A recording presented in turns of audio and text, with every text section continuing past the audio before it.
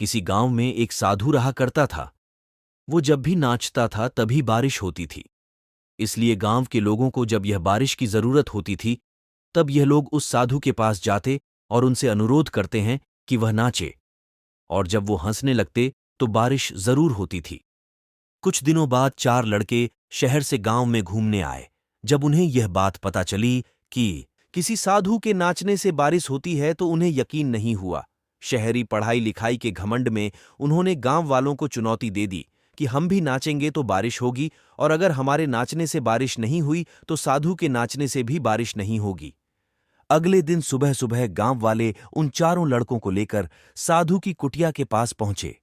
गांव वालों ने साधु को सारी बात बताइए तो फिर लड़कों ने नाचना शुरू किया। पहले लड़के देना शुरू किया। आधा घंटा बीत गया, फिर पहला लड़का थक कर बैठ गया, पर बादल नहीं दिखे। कुछ देर बाद दूसरे लड़कों ने नाचना शुरू किया और 1 घंटे बीतते बीतते वह भी थक कर बैठकर। आप बाकी दोनों लड़कों ने भी ऐसा ही किया, पर बारिश नहीं हुई। अब साधु की बारी थी, उसने नाचना शुरू किया। 1 घंटा बीत गया, पर बारिश नहीं हुई। साधु फिर भी नहीं रुका, वह नाचता ही रहा। नाचते नाचते 2 घंटे बीत गए, पर बारिश नहीं हुई। 4 घंटे बीत गए, पर बारिश नहीं हुई। लेकिन साधु तो रुकने का नाम ही नहीं ले रहा था।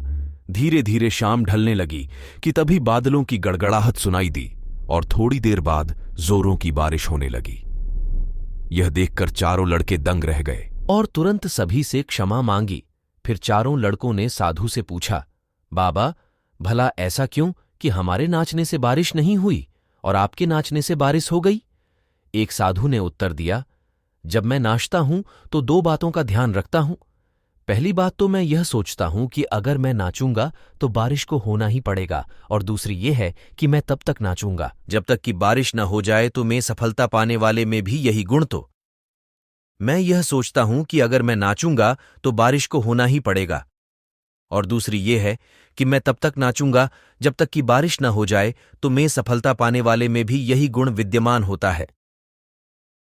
वो जिस काम को करते हैं उसमें उन्हें सफल होने का पूरा भरोसा होता है, और वह तब तक उस काम को करते हैं जब तक कि उसमें सफल ना हो जाएंगे। इसलिए अगर हमें सफलता हासिल करनी है तो उस साधु की तरह ही अपने लक्ष्य को प्राप्त करना होगा। अगर ये वीडियो आपको अच्छा लगे तो इस चैनल को प्लीज सब्सक्राइब कर लें और इस वीडियो को अपने दोस्तों के पास शेयर जरूर करें।